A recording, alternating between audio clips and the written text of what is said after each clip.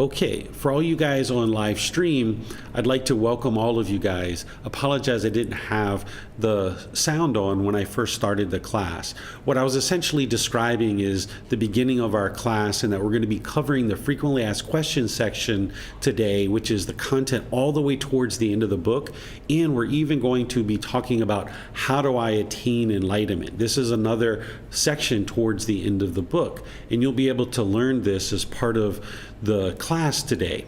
So this first question, which is a very common question, is how do I become a Buddhist? This is very common for students to ask, either as they're getting onto the path to enlightenment, or they're considering getting onto the path to enlightenment. Well, any and all labels that one might try to assign, they need to get rid of those as part of getting on to the path to enlightenment, as part of progressing to the enlightened mental state. So oftentimes people are asking, how do I become Buddhist? Because they're looking to assume this label of I am a Buddhist. Well, Gotama Buddha wasn't a Buddhist. Jesus Christ wasn't a Christian. These are just labels that people came up with later after the death of these original teachers. So I encourage people to not consider themselves as I am a Buddhist, because that's just adopting more and more personal existence view, which is something that we've talked about in this program, of that very first fetter of personal existence view that needs to be eliminated. But in terms of how do I become Buddhist, the way that I think about this question when students ask it is, how do I get to enlightenment? Because that's the real question there, is how do I get to enlightenment? Because there's no one who determines whether you are Buddhist or aren't. There's no criteria that determines that.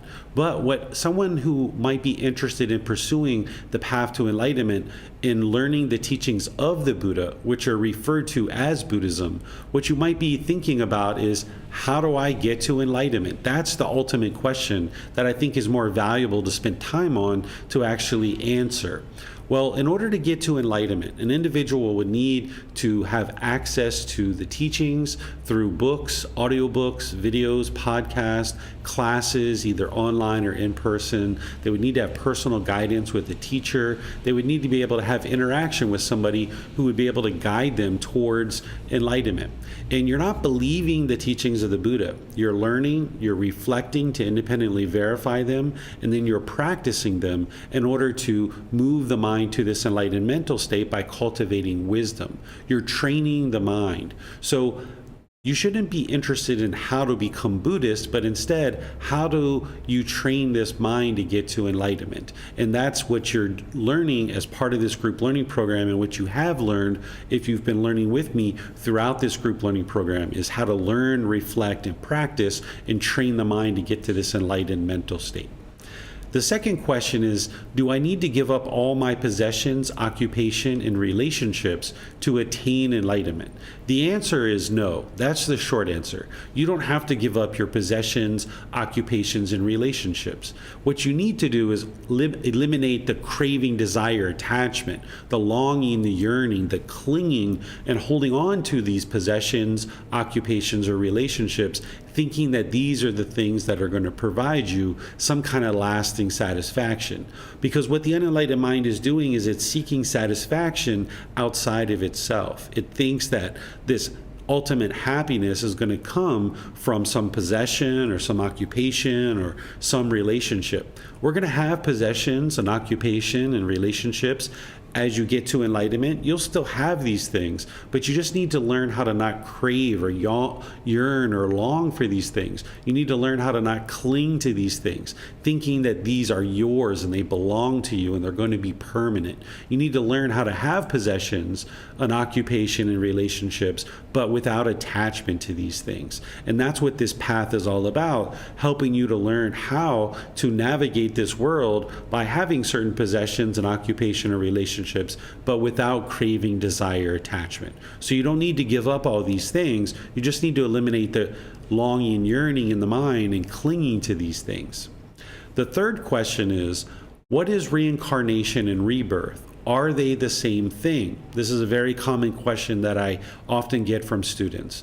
Well, reincarnation is not what the Buddha taught. It's oftentimes talked about in association with Buddhist teachings, but the Buddha didn't teach this. Instead, he taught the cycle of rebirth.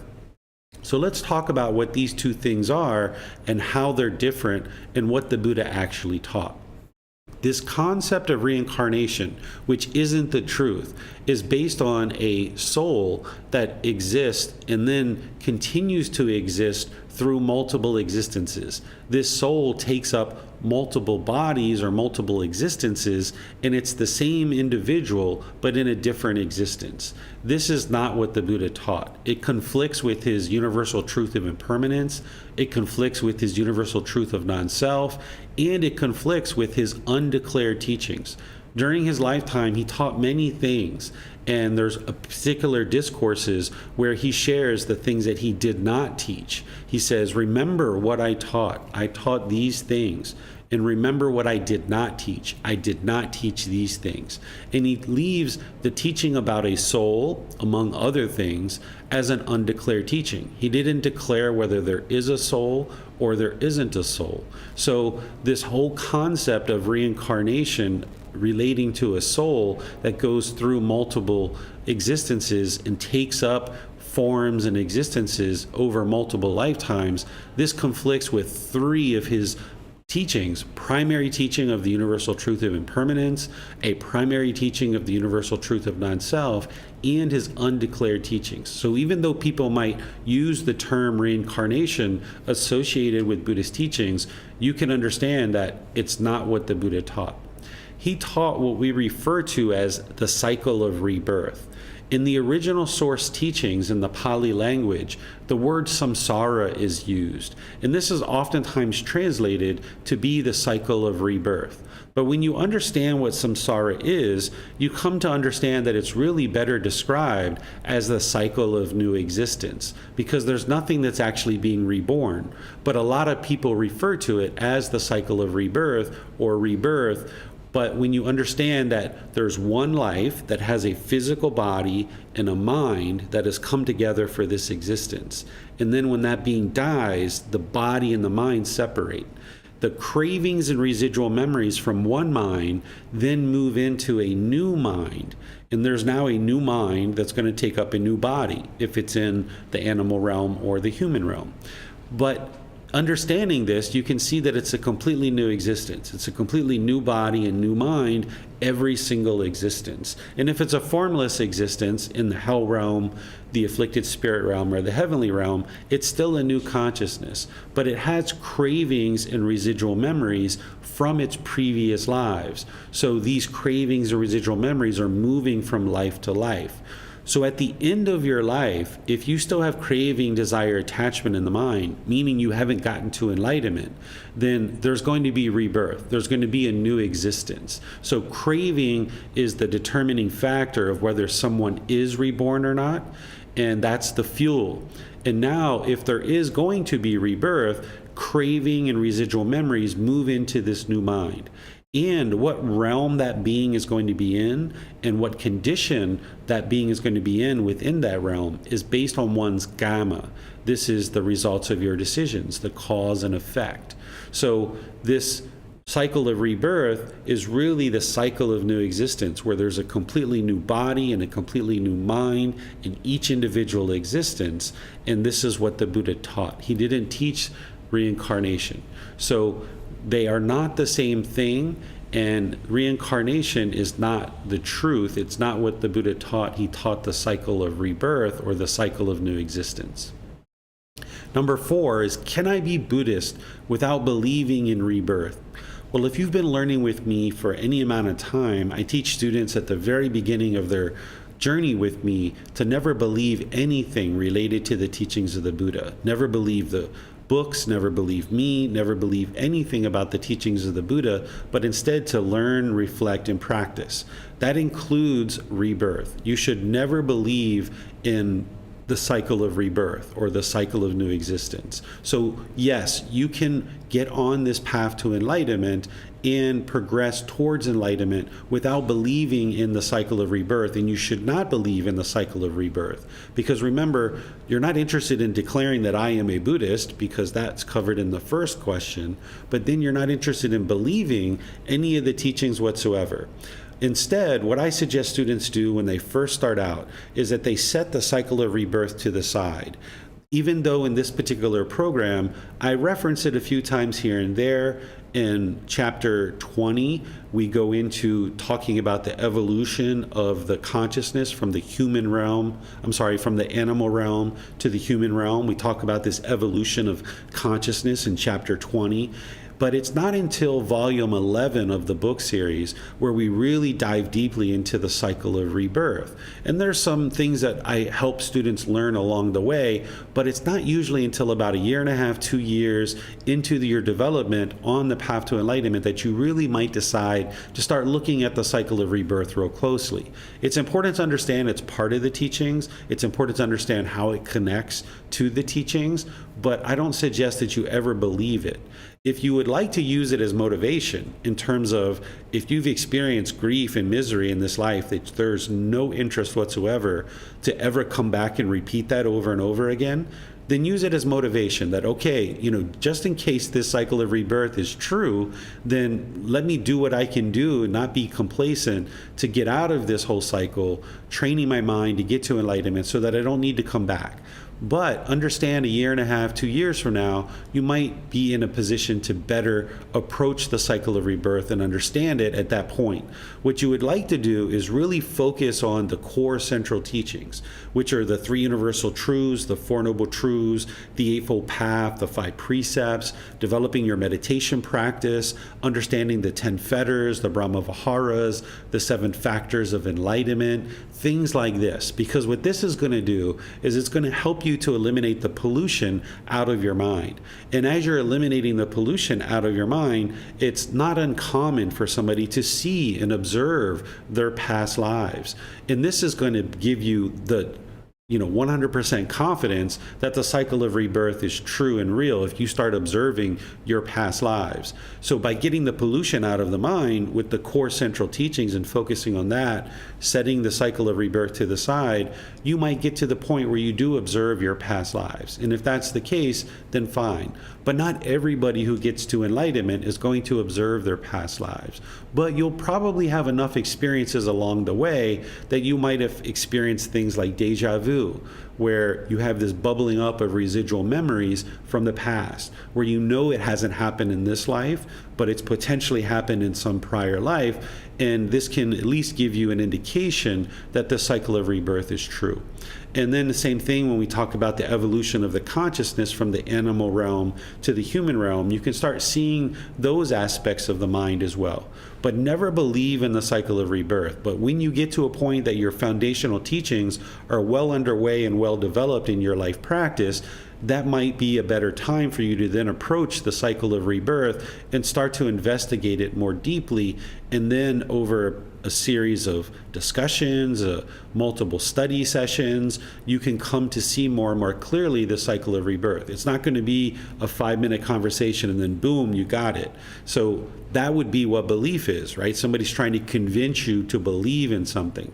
But instead, to be able to see the clarity of the cycle of rebirth and how true it is, you're going to need to do a lot of preliminary work to train the mind, get some of that pollution out of the mind, which means that you might start experiencing the residual memories of the past. And then at that point, as you're starting to see these benefits to the condition of the mind, you'll know with confidence that you can start approaching this cycle of rebirth and consider it as part of your practice in developing your understanding of it. Because I can tell you with 100% certainty that the cycle of rebirth is 100% the truth. The Buddha shared amazing plethora of teachings, very comprehensive, very detailed, very precise, very concise teachings that are going to allow you to learn them, reflect on them, and practice them to awaken the mind to get to this enlightened mental state where you'll no longer be experiencing any discontent feelings. He didn't just slip in the cycle of rebirth as a matter of, hey, let me just slip this in there. Instead, what he's sharing with you is the wisdom of the natural laws of existence. And the cycle of rebirth is one of these things that is happening in this world. So he's sharing with you these natural laws so that you can understand it. And it really helps you that if you start observing your past lives without the understanding of this, that there is a cycle of rebirth, you might think you're going crazy or becoming delusional. But with this understanding that there are previous lives, then as these residual memories start coming up to the surface, you can understand them and you can reach out to someone like me and I can help you to be able to process this. I never tell you what your past lives are or anything like that, but I just guide you in where to look and how to understand what's happening in the experiences that you're having. So the cycle of rebirth, I know with 100% certainty is the truth, and that's why I teach it. But for you right now, if you're 6.5 months into your learning or anywhere within the first year or so, you might just decide to set this to the side and just focus on the core teachings. And always remember not to believe in anything. And at the same time, understand that the Buddha never used the cycle of rebirth as a way to guilt, shame, or fear people into learning and practicing his teachings, because he's helping you to eliminate guilt, shame, and fear, among other discontent feelings. So he wouldn't use guilt, shame, and fear in order to help you eliminate guilt, shame, and fear. So sometimes people use these kind of things like the realms of existence in order to guilt, shame, or fear people into learning and practicing a certain collection of teachings. And while there might be people today that are doing that, Gotama Buddha himself never did that as part of his teachings. So you can use the cycle of rebirth as motivation and encouragement for yourself, but largely just set it to the side at the beginning. This fifth question is, what does it mean to take refuge in the Buddha, the Dhamma, and the Sangha? And is there a ceremony to do this? Well, whenever you see any aspect of teachings that are being labeled as Buddhism, if there's a rite, ritual, ceremony, or worship associated with it, this isn't the teachings of the Buddha. The Buddha was known to ordain people right on the side of the road. If somebody came up to him and he knew this person, or if they talked with him and they were interested in learning, sometimes he would just right on the side of the road ordain this person and bring them into his community so they could start learning. If he was walking from one place to the other and someone stopped him and was like, hey, I would like to be a student of yours, the Buddha is headed towards a particular village to teach. He's like, all right, come along, right? And he would ordain this person right there, perhaps. Of course, after talking with the person, after ensuring that the family was supportive of this person to ordain and so forth. So whenever you see a rite, ritual, ceremony, or worship as part of anything related to the teachings of the Buddha, this isn't what the Buddha taught. Well, this idea of taking refuge in the Buddha, the Dhamma, and the Sangha. First, let's understand what refuge is. What refuge is protection, having some type of protection. And some people will say, take refuge in the Buddha, the Dhamma, and the Sangha. Well, you guys understand what a Buddha is. I've shared that in previous classes, where an individual awakens to enlightenment on their own without the help of any teachers or any guides. They dedicate the rest of their life to sharing their independently discovered teachings with countless people, and countless people get to enlightenment during that person's lifetime. And then they preserve their teachings in such a way that countless more people get to enlightenment after their death. So that's what makes a Buddha a Buddha. The Dhamma is the Pali word for the teachings, and the Sangha is the Pali word for the community. So some people think that there's a ceremony that you can take where you're now taking refuge in the Buddha, the teachings, and the community. And this is kind of, some people say it's marking your confirmation as a Buddhist, or your conversion to Buddhism, or there's some ceremony that's thought to be that this is going to now protect you in some way. But this isn't what the Buddha taught.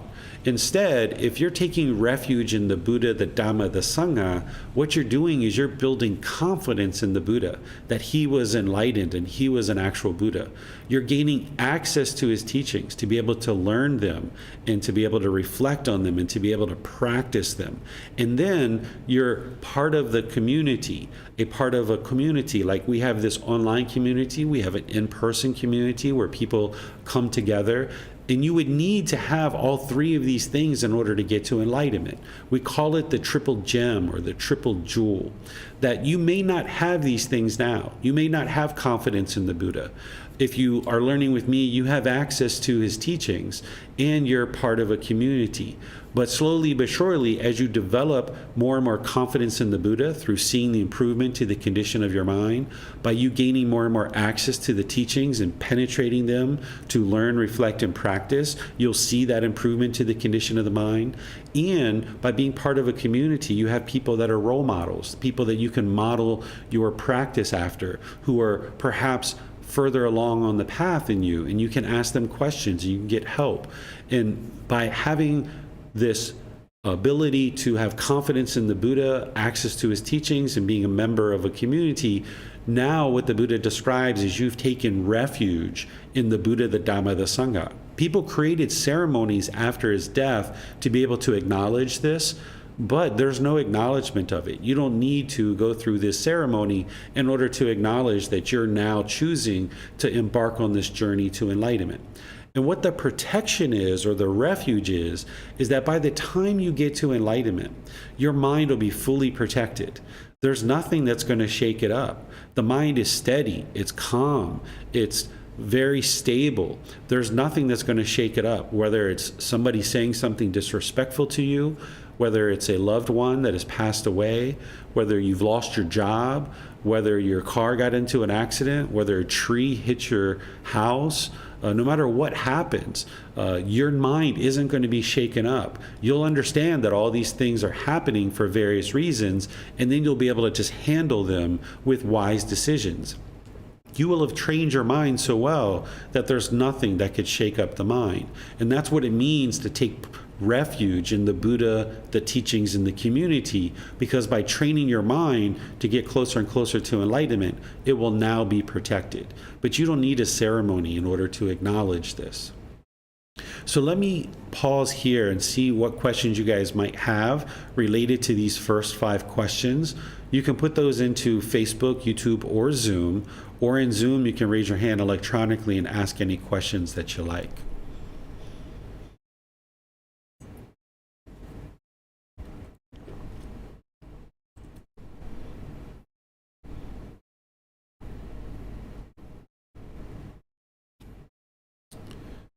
Okay, here we're seeing some questions coming in on Facebook. Here, Amina saying, hello. Recently, you shared a helpful post about eliminating judgment and focusing on discernment. Would you be able to give an example from your life to help us understand this principle? This is an area where the mind still needs to reflect and improve upon in practice. Thanks. Amina, let me share that towards the end of class after we cover the content that we have for today's class, because I'd like to be sure we have enough time to discuss those things, but certainly I will help you with that if we have time at the end of class, which we should. All right, thank you guys on Facebook for letting me know there wasn't any sound, so we should have that up and running now. All right, so I'm not seeing any questions anywhere else. So let's go ahead and move on to the next part of today's class, which are covering the next set of questions from the frequently asked questions section of volume 1. So the 6th question that is very frequently asked is, what is our purpose in life? What is the purpose of our human existence? So this is a common question that is asked of students to teachers, and there's been various answers that have been given all throughout the years about what is our true purpose as a human being in this existence and our purpose in life.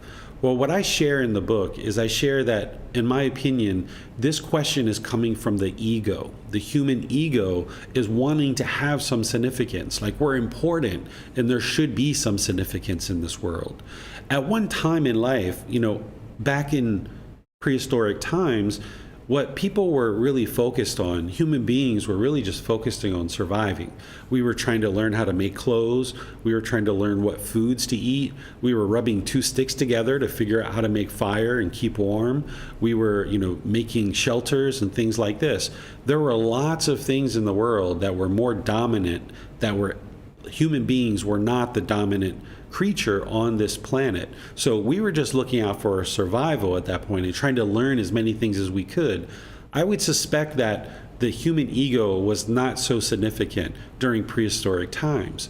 But as we've progressed as a species and we've learned more and more things, and we've become the dominant creature on this planet, where we've pretty much, put all these animals that were killing us in the past, we've basically run them to extinction.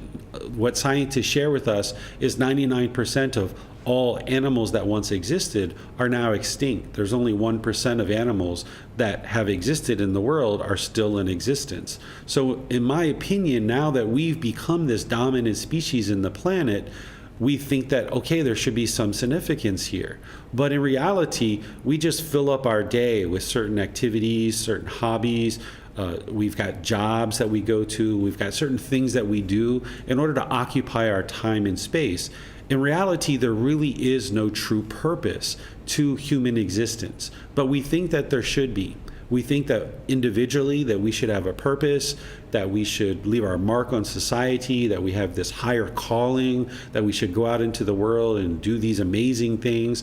But this is a real burden to carry around. This is a craving, desire, attachment. It's a real burden to carry this around. In reality, what you're really doing is you're just surviving, and you're spending time with people and doing activities and hobbies in order to occupy our time. So oftentimes people want an answer. They want to know, what is my purpose? And I say in the book that there is no purpose. There's nothing here.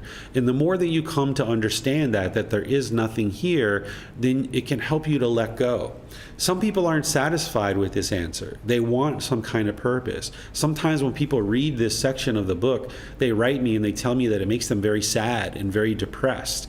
And if that's the case, then it's actually working. What I write in the book is to help you to let go of your craving, desire, attachment for existence. You shouldn't be craving non-existence, but craving existence is also going to lead to continuous rebirth, and you won't be able to experience enlightenment. So the more you get in touch with realizing that there really is nothing here and there is no purpose in this life, then you can train your mind to let go of existence and realize that it doesn't make sense to keep coming back to nothing over and over and over again. So if this answer isn't satisfying to you, where you need some kind of purpose in life, then what I share in the book is I share that create your purpose to get to enlightenment. That can be your purpose. Is that, sure, you're going to need to have a job in order to sustain your life with a certain income. Sure, you're going to have friends, you're going to have family, you're going to have certain hobbies and activities and things that you enjoy doing in the world.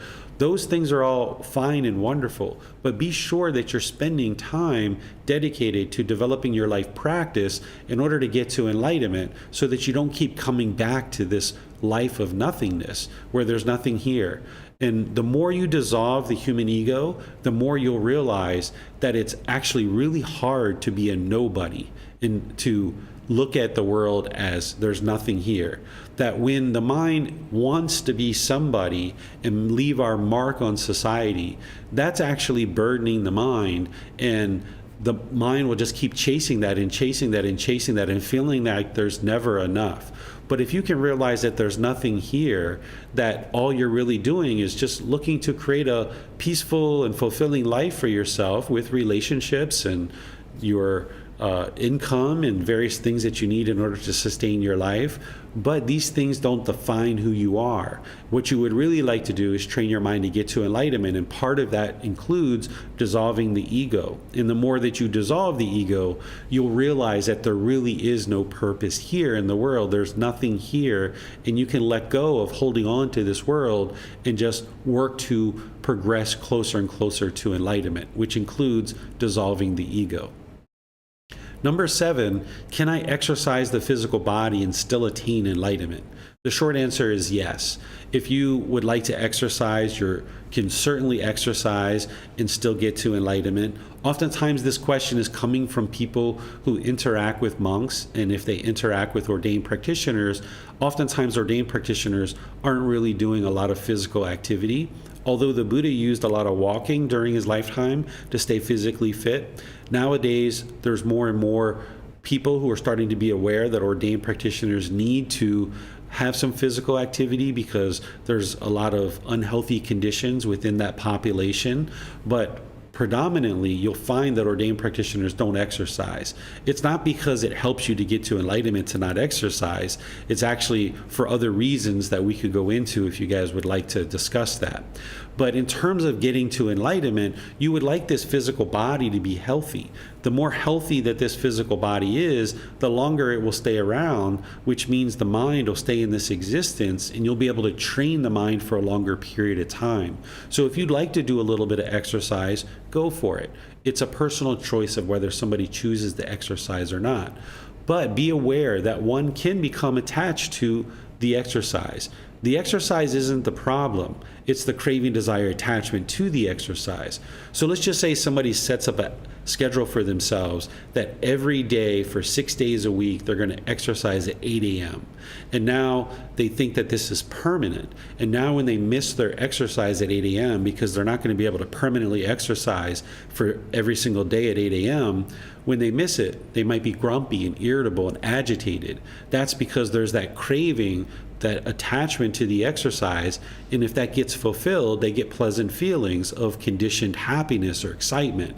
But then when it doesn't get fulfilled, they might get grumpy or irritable or sad or agitated. This is because the exercise has become an attachment. So you can train the mind to still exercise without a craving, desire, attachment. And one of the things that can also happen when somebody is exercising is they might look at themselves as being above others, and when they see people that don't exercise, they might look down on people. So not only can the mind become attached to exercise and then experience grumpiness or irritability when they're not exercising, the ego can get involved through exercise and looking down on people who are not as physically fit. So if you're going to exercise, be sure you do it in moderation, just like everything else, in the middle way. You're not looking to crave and long and yearn for it, and the body starts breaking down as you're doing it excessively. But you're also not interested in not being physically active at all and just sitting around and doing nothing, because then the physical body isn't very healthy. So you'd like to find this middle way where you can maybe do some walks, or you can do some bike riding or some activities and things like that to just maintain some general health in the physical body, and don't allow the mind to get attached to it, and don't allow the mind to have ego around it either. Number 8, is medicine and medical procedures for the body an attachment? The answer is that the attachment itself isn't the object. The medicine or medical procedures aren't the actual attachment. The craving, desire, attachment is inside the mind. It's the longing and yearning for a particular object. So you can actually have a craving, desire, attachment to water, even though water is something that we all need and we all drink, and we wouldn't be able to sustain our life without water. That water could be an attachment. But it's not the object itself. It's how the mind is relating to it. So for example, say I am driving my car to a hiking trail and I've got my water inside the car, and I get out and I take my hike, and I'm 30 or 45 minutes into my hike, and I realize that I've forgotten my bottle of water. And now the mind becomes so discontent, it becomes uncalm, it becomes unsteady, and now you rush back to the car this 30 or 45 minutes, and then you get to the car like, oh my goodness, my water, my water, my water. The mind is craving, it's desiring, it's attached to this water, right? But that same individual, if they had trained their mind and they don't have craving, desire, attachment, 30 or 45 minutes into their walk, they could realize, I forgot my water. I should probably turn around and go get my water, because I'm going to be out here for 6 or 8 hours, and it's wise to have water. And then you calmly turn around, you walk back to the car, you calmly get your water, and then you move on with your day and you take your hike. So the problem there isn't the water itself, because there's two individuals that are doing two different things. They're having two different experiences, but they're both needing this water. But one person is wanting it, expecting it, craving, longing, yearning, desiring, attached to it, while the other person isn't. They understand that they can calmly walk back to the car and retrieve their water and go on about their day. So the same thing with medicine and medical procedures. We have this modern technology now that helps us to sustain our life and to repair the physical body in ways that didn't exist during the lifetime of the Buddha. They had medicine and they had doctors during the lifetime of the Buddha, but it wasn't quite as evolved as it is nowadays. So we can use medicine and medical procedures to help us in order to maintain the health of the body. But the mind can be attached to these things. So let's just say that you're going in for a medical procedure and you're very nervous, or maybe let's just say you're having plastic surgery. You're trying to look a certain way with your appearance, and now the mind is longing, yearning for it. So you could have a craving and desire attachment for medicine or medical procedure, but it's not the object itself, it's how the mind is relating to it. So whether you use medicine or medical procedures, it's a personal choice for you in consultation with medical professionals that you might be seeking help with. But understand that the craving, desire, attachment isn't the object itself of the medicine or medical procedures. If you're using a certain medicine, like a headache remedy, that could help you to reduce the pain and then move on with your day and maintain a bit of comfort in the physical body. But if you don't look at the source of that problem and you just rely on the medicine every single day and you're just taking the medicine, not realizing that you're not eating well, that you're not sleeping well, that you're not drinking and hydrating the body, if you're not addressing the underlying problem and you're just attached to the medicine and you're just taking the medicine all the time, then this can be a problem. So you need to look at the individual situation that's occurring and what the mind's doing in relationship to any particular medicine or any particular medical procedure, and understand that the craving, desire, attachment isn't the object itself, but it is how the mind relates to this thing, and whether or not you're actually going to the root cause and actually fixing the root cause. Then number 9, what significance can I apply to dreams? Well, what I share in the book is that there is no significance to the dreams. Essentially, the mind is very creative. It has a lot of activity, and you can have any dreams about any number of things. And oftentimes when people wake up from dreams, they can be really shaken up, or they can have a craving, desire, attachment to find somebody who can interpret their dreams for them. And what I encourage you to do in the book is to not go down that path. That realize that a dream, it's not true reality. It's something that's happening while you're sleeping. You don't have control over this. It's just happening. And when you awake, whatever the dream is, either good or bad or whatever thoughts came to your mind, just set it to the side. For the most part, just set everything to the side and just go on with your day. Cut it off and let it go. If there's any discontentedness associated with the dream, just cut it off and let it go and move on with your day, realizing that it's not true reality. If you go down this path of trying to find someone to interpret your dreams, you're going to find for every single dream interpreter, you're going to find a different interpretation.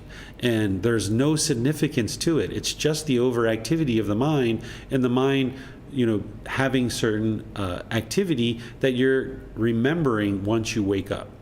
Now, with that said, something that I don't share in the book that I'll share with you guys that are learning with me is that if you have certain recurring dreams, this can be an indication of certain craving, desire, attachments that you're having. Or if you wake up from a dream and you're very scared or you're very fearful, this can be an indication of a craving, desire, attachment as well.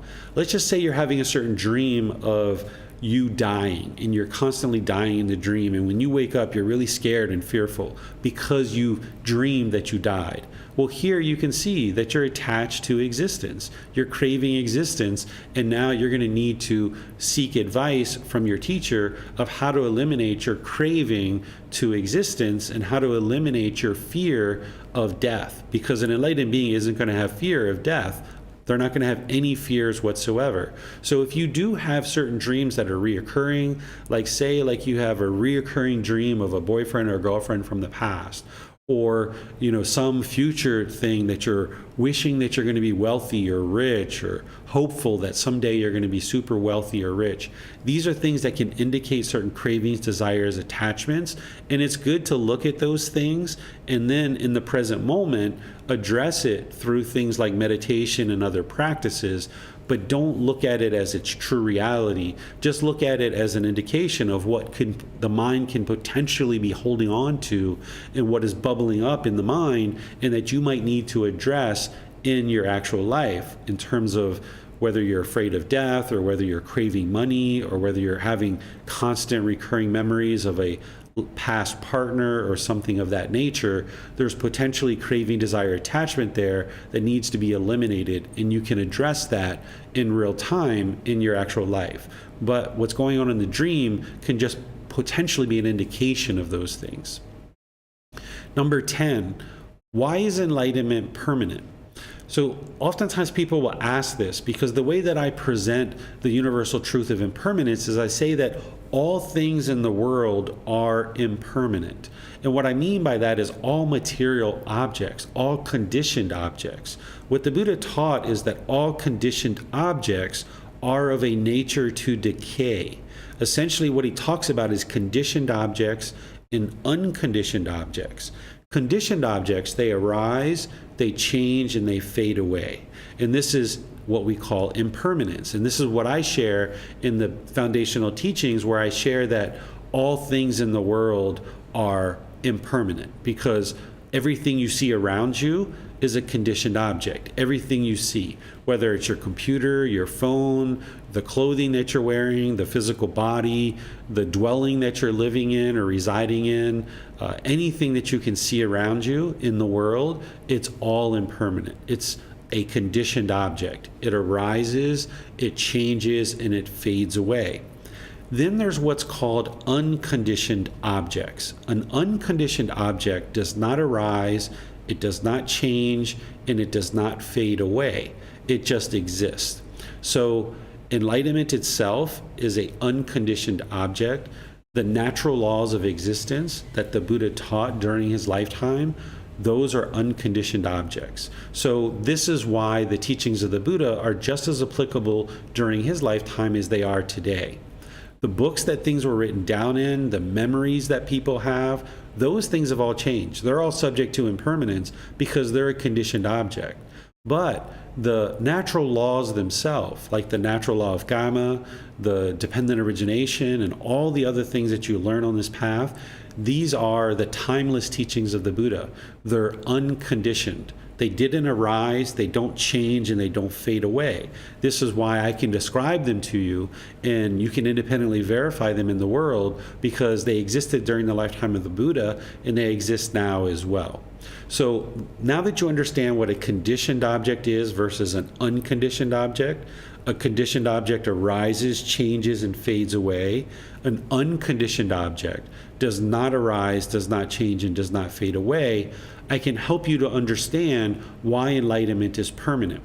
Because what an unenlightened being is experiencing are conditioned feelings.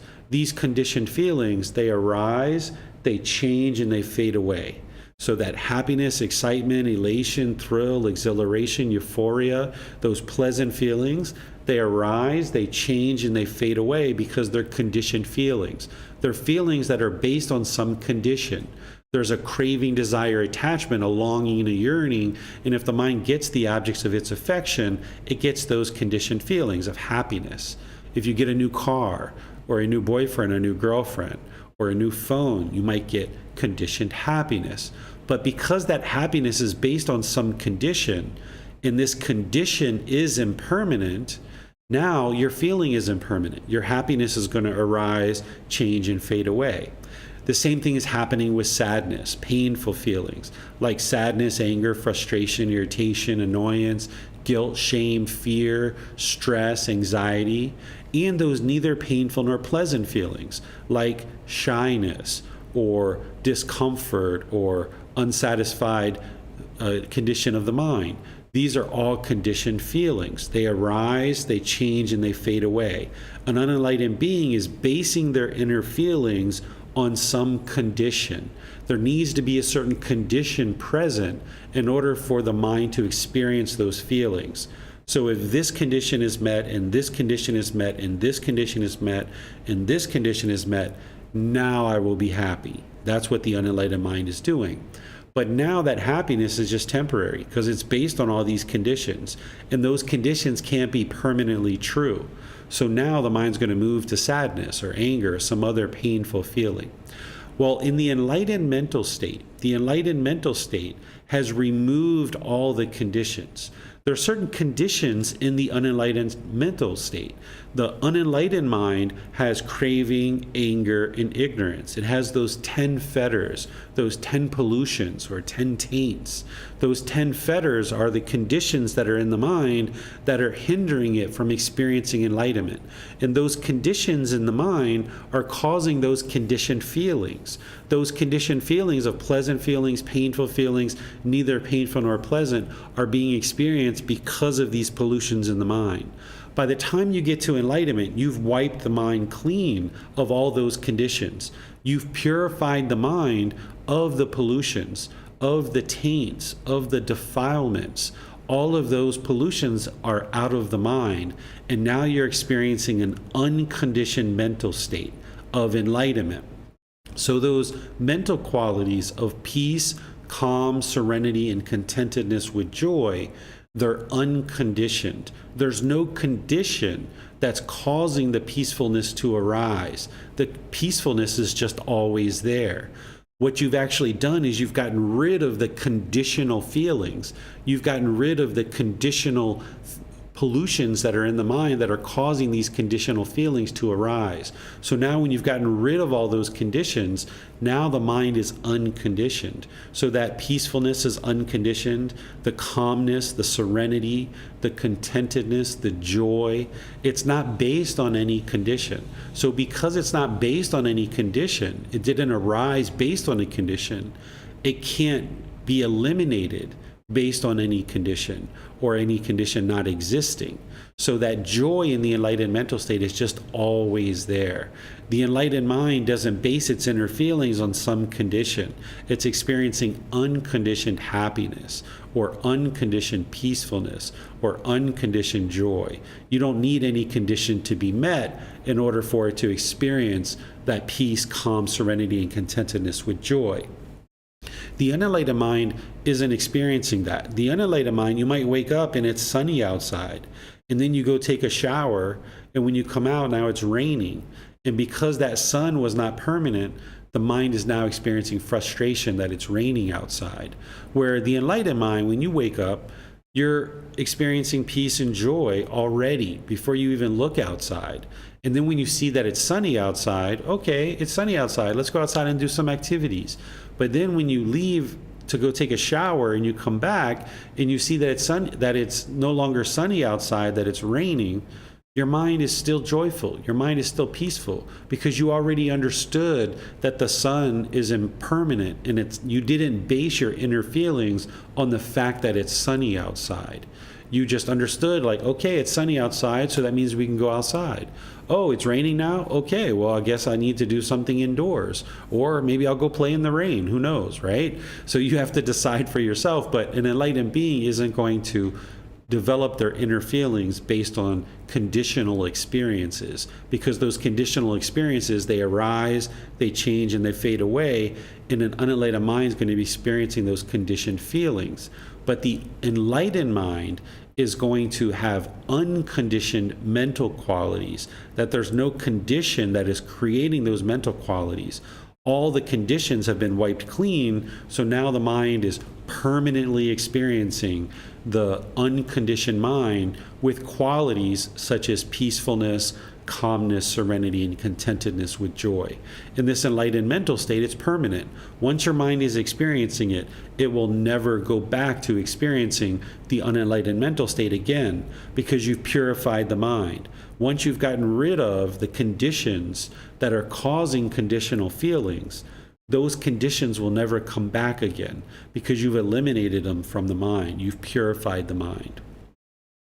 Now, number 11, before I open up to questions from all of you guys and then move on to the next part of our class, is this last question in the frequently asked questions section is, why are donations of support for teachers of Gotama Buddha's teachings so important?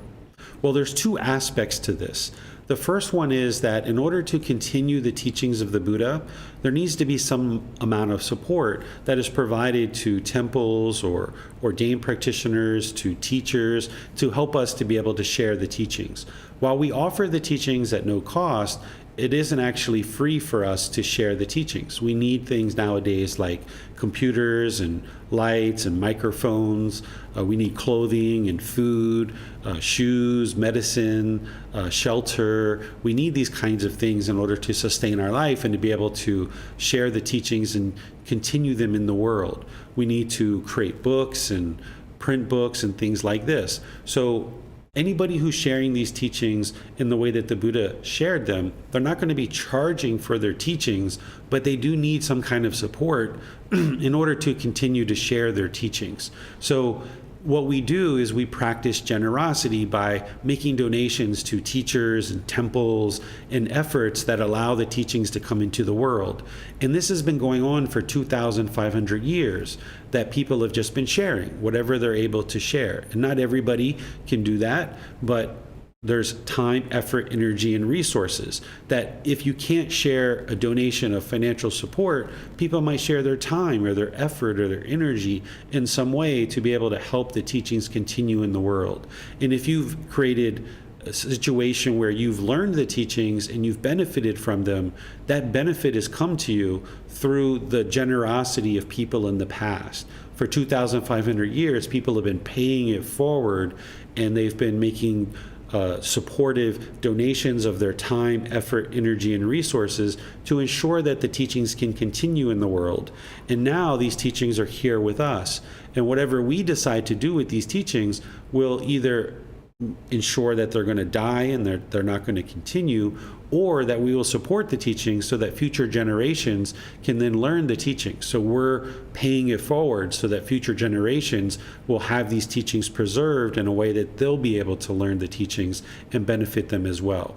So donations of time, effort, energy, and resources are used to help the continuation of the teachings of the Buddha, and that allows more and more people to get to enlightenment, experiencing that peace, calm, serenity, and contentedness with joy, allowing the world to become a more peaceful, kind, and loving society where people can live harmoniously with each other. The second reason why people make donations is that generosity leads to enlightenment. By you practicing generosity, it will help lead to your own enlightenment.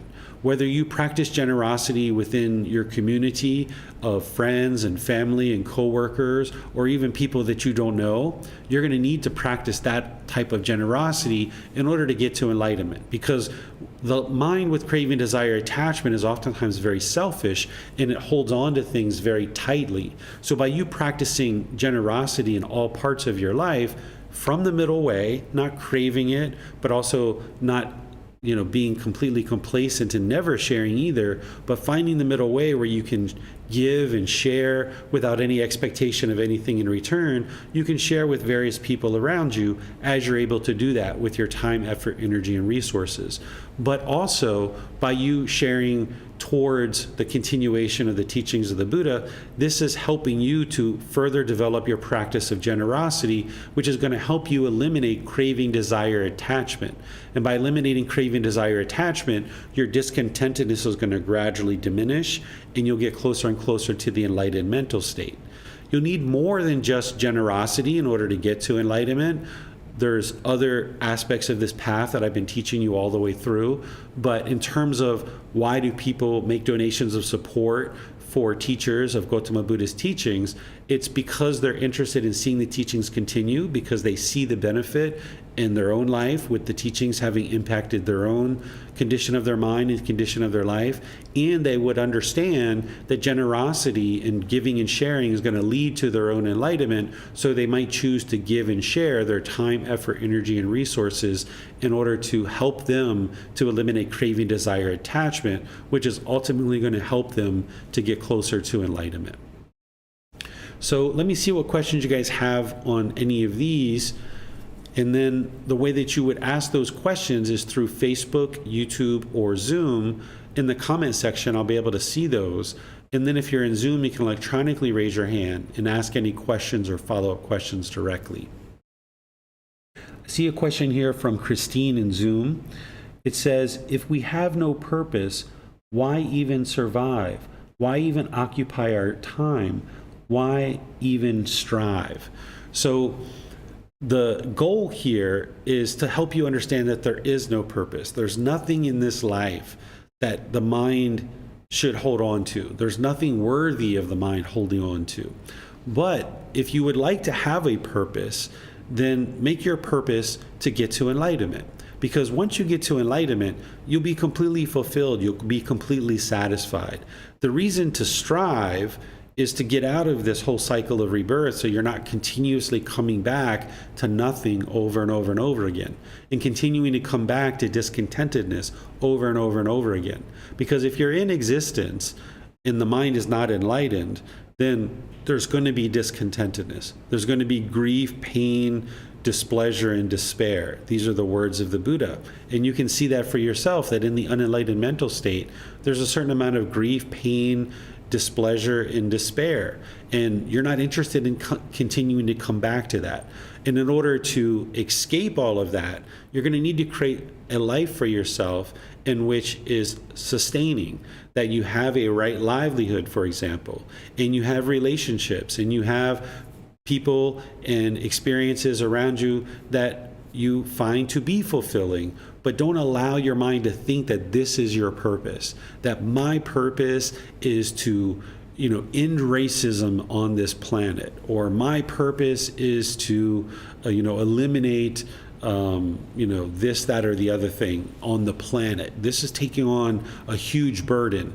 When you realize that there's really nothing here and that we don't have this higher purpose that has been assigned to us, then you can realize, like, hey, I've got this freedom to put together the type of life that I find to be fulfilling. I don't have to fulfill somebody else's purpose, or I don't have to look in the world to find a purpose.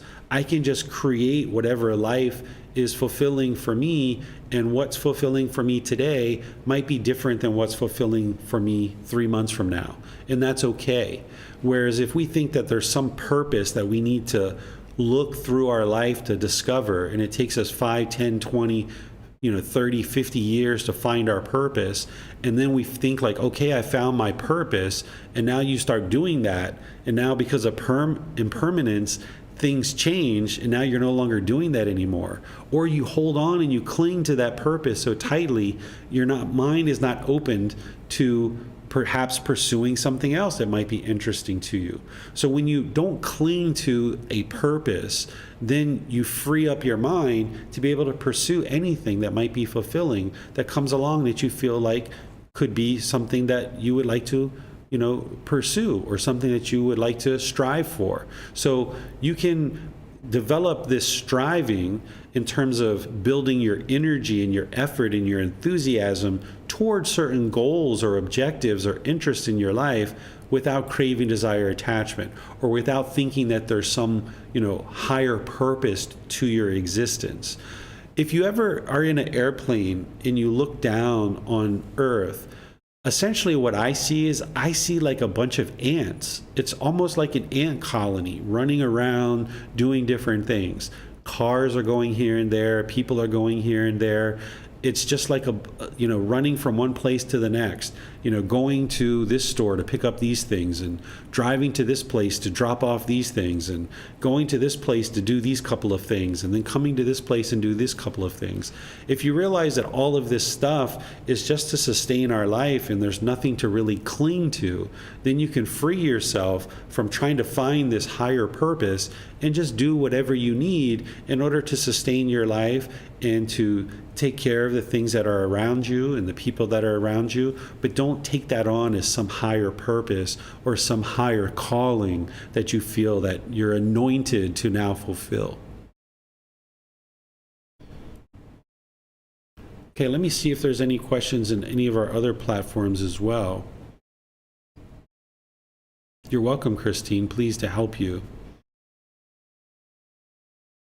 Okay, I'm not seeing any questions in any of our other platforms. So let's move on to our next portion of the class, where I'm going to share with you how to determine whether you're enlightened or not, and that you've attained enlightenment. So this is a common question that somebody might ask after they've learned the foundational teachings in this very first volume.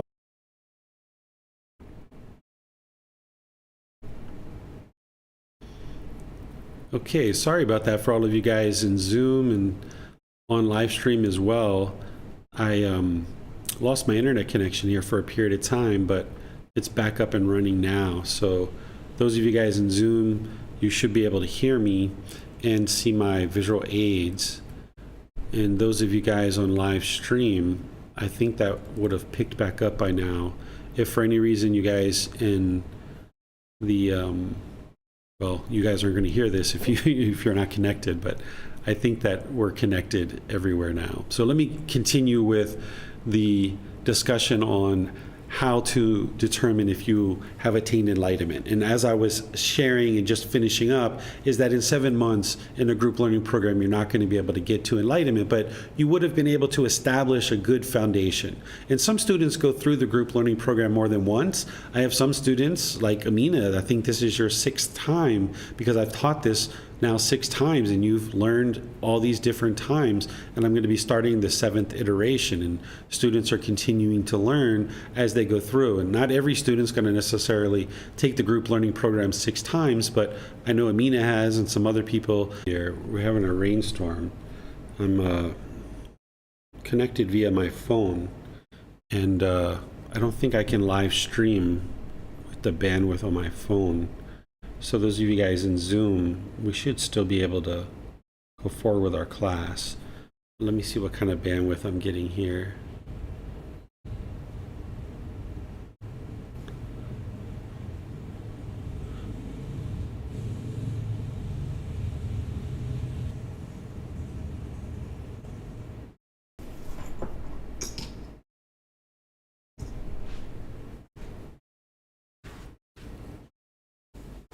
Are you guys on Zoom hearing me okay?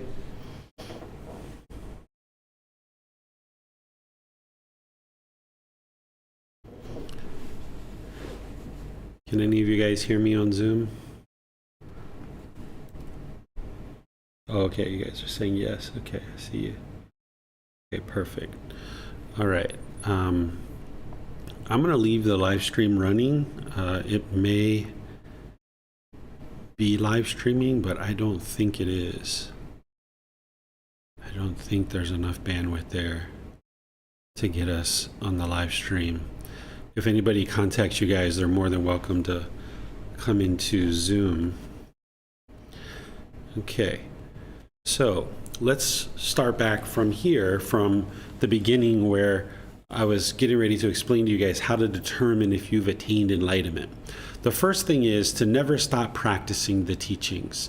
That oftentimes people think of getting to enlightenment as this kind of artificial finish line, and that once you get to the finish line, now I can be done. I get my trophy, I get my reward, I get a certificate, and now I'm done. I don't meditate anymore, I don't do this, I don't do that. That's not what enlightenment is. That you're developing this life practice, something that you're going to be practicing for the rest of your life. As you're building up your practice, there can be some real struggles, some real challenges, and it can feel overbearing sometimes and really difficult. But by the time you get to enlightenment, you'll be practicing these teachings so effortlessly that it's just so easy for you to have right speech. Where right now, in certain relationships, you might really struggle with right speech. You might really struggle with having right intention and just thinking of those 3 aspects of the intention of renunciation, the intention of non-ill will, and the intention of harmlessness. Well, maybe when you're around certain people, you just really, want to see bad things happen to that person. And that's normal for somebody who's making their way to enlightenment. But as you get closer and closer to enlightenment, it just becomes easier and easier and effortless. And you're never going to stop practicing the teachings. It just becomes easier to practice them. That essentially it's like the mind is being upgraded to this new operating system. That when the mind is unenlightened, it's like on this old archaic operating system, version 1.0. And now on archaic, unenlightened version 1.0 of the mind, it's a real struggle and really difficult to do certain things in the world. But now you go through these incremental upgrades, like you go through the group learning program, you take some retreats, you take the Pali, Canon, and English study group, you're getting some personal guidance from your teacher, you're upgrading incrementally to Enlightenment 9.0. And by the time you get to Enlightenment 9.0, while it was a challenge to get there, and it was kind of cumbersome along the way, once you get up and running on this new operating system, it's quite easy. And you realize, like, wow, this new operating system works so much better. Where when you were in the process of upgrading, it was quite a challenge. And you weren't quite sure where things were on the computer as you were operating in this new operating system. But slowly but surely, you gain understanding of this new operating system, and you realize that it does operate much easier, much more seamless in its first nature now. So you're never going to stop practicing the teachings. You're going to be meditating, you're going to be practicing, all those 8 steps of the Eightfold Path, but you're going to be doing it more and more effortlessly by the time you get to enlightenment. So you're never going to stop practicing the teachings if you've attained enlightenment. Number 2 is that you'll be fully practicing the Eightfold Path, which includes the Four Noble Truths and the 5 precepts. Those teachings and others plug into the Eightfold Path. The Eightfold Path is the core central teaching. You will know the Eightfold Path inside and out, backwards and forwards, like the back of your hand by the time that you've gotten to enlightenment. You would have needed to study it inside and out, backwards and forwards, to be able to implement it in your life. So if somebody asked you, like, what is right intention? You'd be able to say, oh, right intention has 3 aspects. There's the intention of renunciation, the intention of non-ill will, and the intention of harmlessness. And you would know exactly how to practice all of those 3 aspects of right intention. And if somebody asked you, what is right speech? You'd be able to say, oh, right speech, it's abandoning lying, abandoning slander, abandoning harsh speech, and abandoning frivolous speech. That's the layer of right speech from the Eightfold Path. And then more deeply, it's the 5 factors of well-spoken speech. And you'd be able to understand what those 5 factors are. Not that you're planning to teach or you're going to be a teacher, but even if you're going to be a politician or a business owner or a construction worker or whatever it is, an IT professional, you're going to need to study the teachings to a certain point that gradually, slowly but surely, you understand them really well, and that you would be able to let somebody know what they are if they ask you in a very casual sense, not in a formal sense in the way that I teach as a teacher, but in a casual sense, you'd be able to describe them because you're practicing them so closely that you would have had to dial each one of these steps on the Eightfold Path in so closely that you'd be able to describe generally what they are and how to practice them. And that's how you'll know that you're fully practicing them, because you'll understand it and you'll have gotten to this enlightened mental state, meeting these criteria that I'm sharing with you here. Number 3 is when you have fully attained enlightenment as an arahant, that's that 4th stage of enlightenment, you will have eliminated all the 10 fetters. So you would know what each of those 10 fetters are, what the symptoms of them are, what the remedies are, and how to know that you've actually eliminated them. Number 4, you've cultivated a mind that is completely practicing the Brahma Viharas. This is chapter 14 of volume 1, where I taught loving kindness, compassion, sympathetic joy, and equanimity. You will have fully cultivated those and know what they are, because in order to cultivate them in the mind, you would need to know what they are. So an enlightened being is going to be practicing all 4 Brahma Viharas at all times. They would have deeply cultivated those qualities in their mind. Number 5 is you will be fully practicing the 7 factors of enlightenment, which is something I'm going to be teaching you in detail next Sunday. I've mentioned this in a few classes previously, but now I'm going to go through and teach it to you in detail on next Sunday as part of the 5 hindrances, because the 7 factors of enlightenment are to fine-tune the mind. They're tools to help you fine-tune the mind, and those 7 factors of enlightenment, they're not to determine whether you are enlightened or not, but they're tools to help you fine-tune the mind, and they actually help you eliminate the 5 hindrances among accomplishing other benefits as well. So you would know what those 5 factors are, those 7 factors of enlightenment are, and you would be practicing them fully and effortlessly by the time you get to enlightenment. And then the sixth aspect of knowing that you've determined, or how to determine if you've attained enlightenment, is that you'll know for yourself that you've attained enlightenment because you will have eliminated 100% of all discontentedness from the mind. You'll no longer be experiencing conditioned feelings. Your mind won't be going up and down and up and down. You won't be irritable and grumpy and agitated and frustrated, and then later on be happy and excited and elated and thrilled, and then you'll be bored and lonely and shy and resentful and jealous. You won't be having those kinds of things. You won't have stress. You won't have anxiety. No matter what's happening in your life, it's just so seamless and so straightforward. Everything is effortless for you. There are certain challenges that you'll meet, certain things that you're trying to accomplish in terms of goals or objectives, but you'll be able to think those things through, and you'll be able to make wise decisions that lead to wholesome results. So if you have any amount of discontentedness in the mind, even the slightest ickiness or even the slightest bad mood, the mind is not yet enlightened. So in order to get to complete liberation, where the mind is fully enlightened, you need to eliminate 100% of all discontentedness. And you'll know that that's occurred because it'll be 1 year or 2 years or 3 years. You haven't experienced any discontentedness whatsoever, not even the slightest ickiness in the mind. And you'll see that these qualities of enlightenment will shine through more and more. The brightness and the brilliance will come through in the mind. That peacefulness and the joy will be shining through in the mind.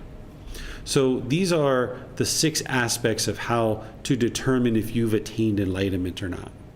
Do you guys in Zoom have any questions on this? I think I've lost my connection to the live stream. I don't think it's still live streaming, so I'll just turn over to you guys in Zoom if you guys have any questions.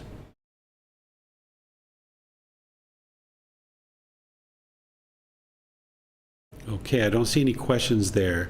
So let me just share some additional content that is towards the end of the book that kind of rounds out the entire book. There's a point at the very end of the book where I share these words of the Buddha. This is the Buddha kind of coming to his death, where he's starting to kind of prepare his students for his death. These aren't his final words, but this is a lead up to his final words that I'm going to share with you at the end here. But here, he says, and I have at the end of the book, where he shares with his students, "Wander forth, O monks, for the welfare of the multitude, for the peacefulness of the multitude, out of compassion for the world, for the good, welfare, and peacefulness of heavenly beings and humans. Teach, O monks, the teachings that are good in the beginning, good in the middle, good in the end, with the right meaning and phrasing. Reveal the perfectly complete and purified holy life. There are beings with little dust in their eyes who are falling away because they do not hear the teachings. There will be those who will understand the teachings." So here what he's doing is he's encouraging his closest students to go out and share the teachings with those people who are interested in learning the teachings out of compassion for the world. Compassion is the concern for misfortune of others, because by sharing the teachings as a teacher, you're helping beings get to peacefulness. Whether they're heavenly beings or human beings, these beings can get to enlightenment. And these other beings in the lower realms will eventually get to a birth where they can get to enlightenment.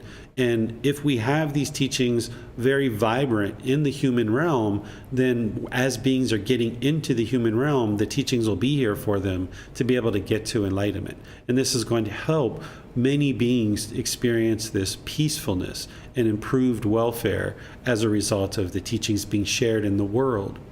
The Buddha shares with teachers to teach the teachings that are good in the beginning, good in the middle, and good in the end, with the right meaning and phrasing. What he's saying here is that when a teacher delivers a discourse, it should be good in the beginning, good in the middle, and good in the end. It shouldn't start off really great and then fade, or it shouldn't start off, kind of bad and then get better and better as it progresses throughout the discourse. But instead, an individual who's teaching and teaching the way that the Buddha shared there should be good in the beginning, good in the middle, and good in the end, so that the students are interested in listening and understanding that, yes, these teachings are going to be impactful and helpful for their life. And he ensures that he shares with the right meaning and phrasing. It's really important to use the proper meaning and phrasing, or the right meaning and phrasing. If we, kind of discard our attentiveness to the word choices that we're using in describing the teachings, then they're not as penetrating and powerful and as potent as we're delivering the teachings. And an individual who's teaching needs to be very intentional with the words that they're using. So every single word in these book series that I share, as I'm teaching, as I'm sharing the teachings in any kind of venue or any kind of resource, I'm being very intentional about the words and the phrasings that I'm using, the word choices. I'm intentionally using certain specific word choices based on what one needs to understand in order to get to enlightenment.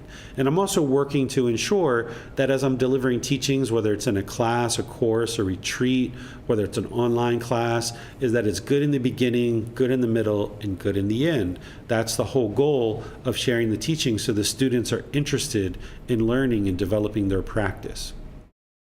Then the Buddha says here at the end, he says, reveal the perfectly complete and purified holy life. That's what the path to enlightenment is purifying the mind. And it's a complete, comprehensive path. It's not just little bits and pieces that you can share in a mem here and there, or it's not like, I'm having this problem. What's the 2-minute thing you can tell me that fixes that problem? Instead, the Buddha's teachings are perfectly full and complete, and it's going to help you understand how to purify the mind. And then he talks about there's beings with little dust in their eyes that are falling away, that do not hear the teachings. Well, if you use this analogy of the mind is sleeping and it's unawake, well, when you wake up from a sleep, you've got a little bit of dust in your eyes, and you got to get that little bit of dust out of your eyes, and then you can be fully awake.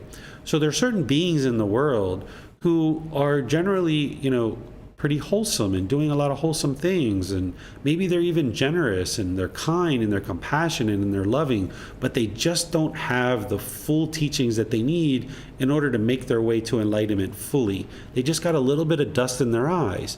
And if they can just get that little bit of dust out of their eyes, they'd be able to make their way to enlightenment.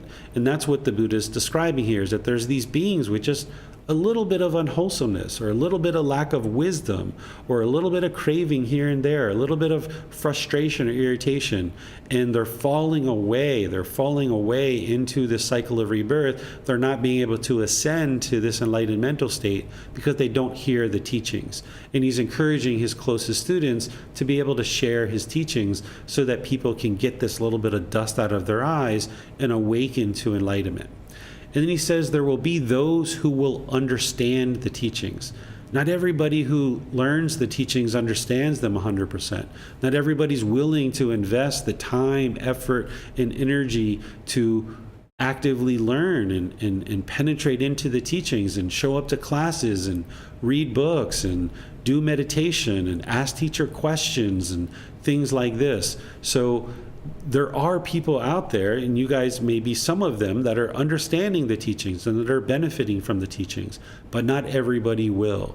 That's the universal truth of impermanence. But there will be those who will understand, but not everybody will. And the Buddha here is encouraging people to learn and practice by the teachers being able to share the teachings, and that's what's going to ensure that the teachings come into the world in a way that people can benefit from them.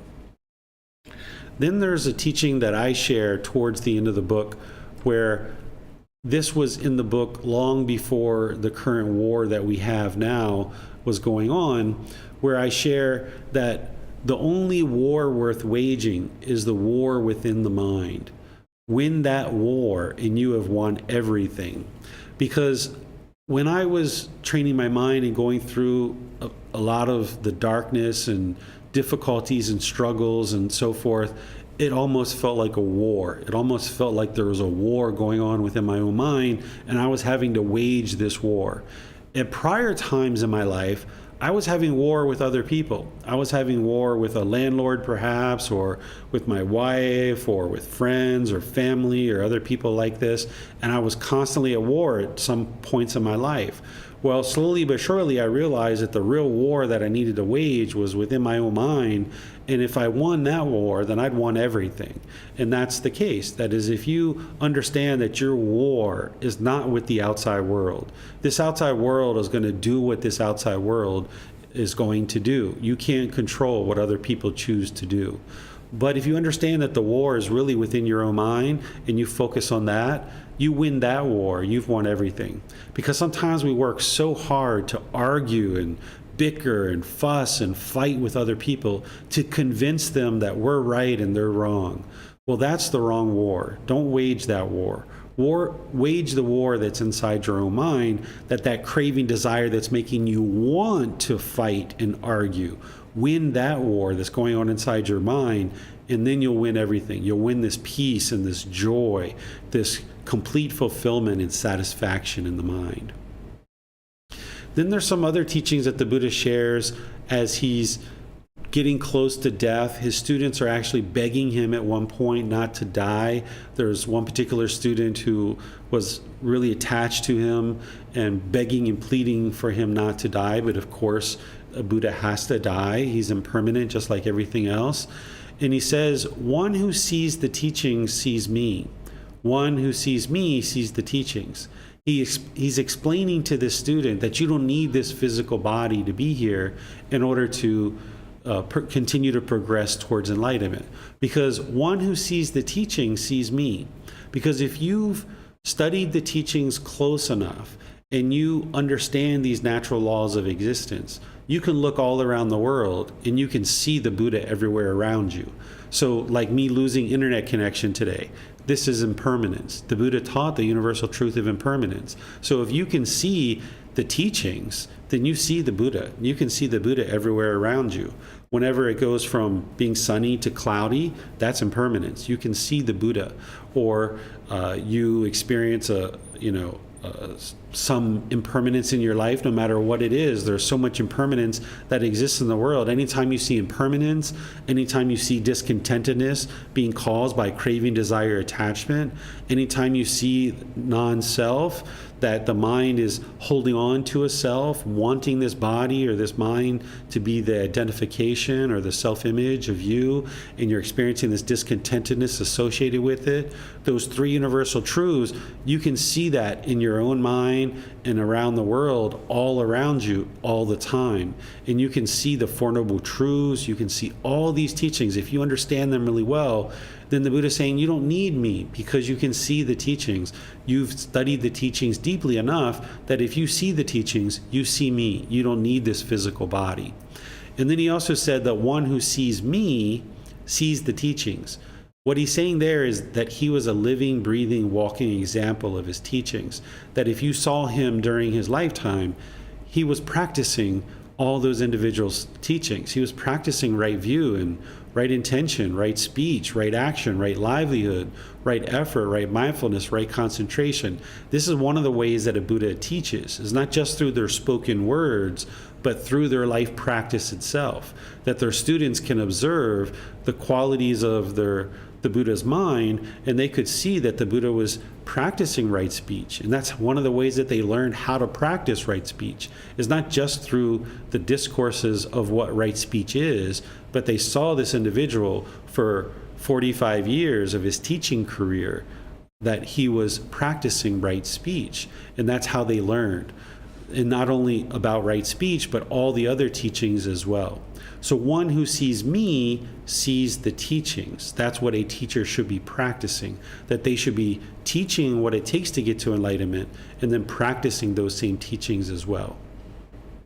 And then the Buddha's actual last words of what he said as he was getting ready to die, and then he actually died, is he says this to his students. He says, Ananda, which is one of his closest students, it may be that you will think the teacher's instruction has ceased.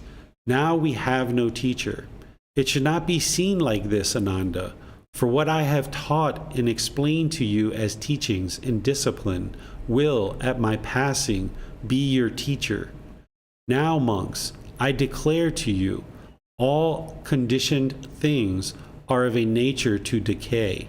Strive on untiringly. So these were his last words. The Buddha knew 3 months before his death that he was going to die. He let people know 3 months ahead of time. This is how enlightened he was, that he knew that he was going to die 3 months in advance. And then when he came to his actual point of death, he knew that he was going to die, and he shared his last words, and then he actually died. There's a big myth in the world that people think he died from eating a poisonous sandwich, but this isn't true. This is just a big myth, that he died essentially of old age is what he died from. And his very last teaching is actually the very first teaching that you need to understand in order to get to enlightenment. He shares his very first teaching, which is the universal truth of impermanence. He says, now, monks, I declare to you, all conditioned things are of a nature to decay. Strive on untiringly. So that is the universal truth of impermanence when he says all conditioned things are of a nature to decay. Of course, he's referencing his own physical body because now he needs to die. But this is the very first place that somebody would start on the path to enlightenment, is learning the universal truth of impermanence. So surely as a Buddha, he would know that his last words are going to be very significant and that people are going to remember these for a very long period of time, and they're going to be well documented. So he gave his last discourse as he was dying. He uttered his last words, which were the very first teaching that somebody would need to know in order to start the path to enlightenment.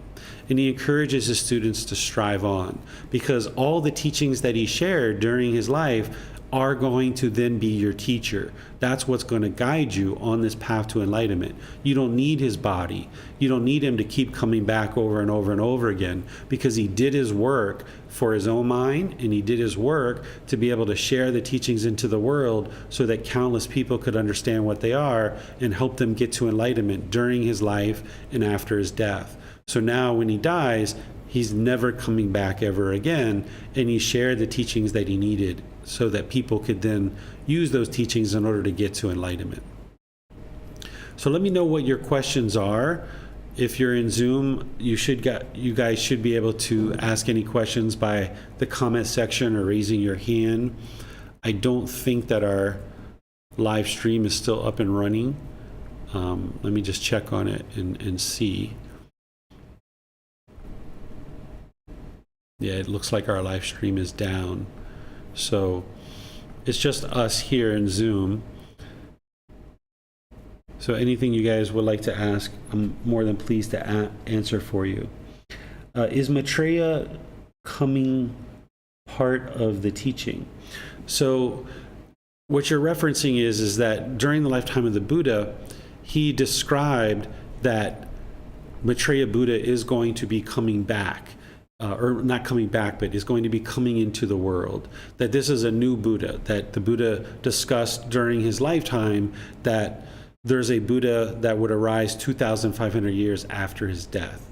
And based on the dating of when the Buddha died and the most commonly accepted date in being 483 BC, then the date of Maitreya Buddha arising in the world would be 2017. And this new Buddha is thought to be able to then restore the teachings back into the world in such a way that everybody would be able to get to enlightenment over multiple generations, and that this individual would be prepared to be the world teacher, so to speak. So in my opinion, this being is in existence and is here teaching as we speak, because the Buddha dated it at 2017, 2,500 years after his death. But it's important to understand that a Buddha arising in the world isn't going to go around and start declaring that they're a Buddha. They're not going to get on the news in 2017, declare that they've awakened to enlightenment and now everybody come study with me. That's not the way that a Buddha functions. If anybody did that nowadays, right away that person would be labeled as having ego, and therefore if they have ego, they can't be enlightened, and therefore they can't be a Buddha. So a Buddha awakening to enlightenment on their own without the guidance of any teachers they would be wise enough to get to enlightenment on their own without any teachers. They would also be wise enough to know how to start sharing their teachings in the world in such a way that they don't need to get onto the news and announce to people that they have now awakened to enlightenment and everybody come learn with me. In fact, a Buddha's real power is that nobody knows that they're actually a Buddha. Because if everybody knew who a Buddha was, that individual would have a really hard time teaching, because the students would know that this person is a Buddha, and they would probably be on their best behavior around that particular person. One of the qualities that a Buddha has is they're able to observe the quality of their student's mind, and then by seeing certain difficulties and certain challenges, certain pollutions that are showing certain symptoms in their mind, a Buddha can then offer that person teachings that would actually help them. But if everybody was on their best behavior around this individual, knowing that they're a Buddha, then it would be very challenging for that Buddha to actually help people get to enlightenment, because the pollutions would be masked a bit when the students are around that particular teacher that is a Buddha. So in my opinion, a Buddha would not announce to everybody that they're a Buddha. Instead, they would just humbly go about their work, sharing the teachings that led to their enlightenment, helping as many people get to enlightenment as possible during their lifetime, and then preserving their teachings in such a way that countless more people can get to enlightenment after their death. So, in my opinion, Maitreya Buddha is in existence today, but people may or may not know who that person is, and Maitreya Buddha doesn't need others to know who they are in order to actually accomplish their goals and accomplish the work that they need in order to help people get to enlightenment. All right, so it does look like actually that our live stream is up and running. So if there's any questions on live stream, you guys are more than welcome to ask those. Amina's question was here. I'm not seeing it any longer, the one that she had previously. So maybe, Amina, if you're still online and you're still hearing this, maybe we'll talk about that question that you had offline, because it looks like it got deleted from Facebook somehow and I can't see it any longer. All right, we have a question here from EY coming in. How should we treat the different schools of Buddhism like Mahayana and Vajrayana? I may be wrong, but it is based on some cultural beliefs and ego based on the previous chapter's reading. I remember reading that you said it's not the original teachings of Buddha like what Theravada is. So in my opinion, there's nothing in the Mahayana tradition or the Vajrayana tradition that one needs to dive into, because in those traditions, you're going to see a lot of rites, rituals, ceremonies, and worship.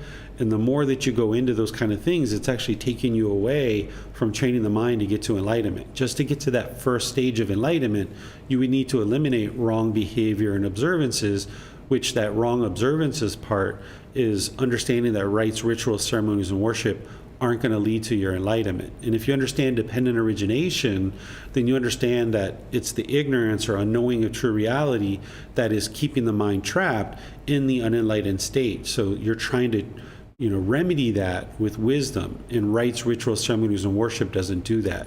So in terms of treating Mahayana or Vajrayana in a particular way, I would just understand that it's there and that it's what some people choose to learn.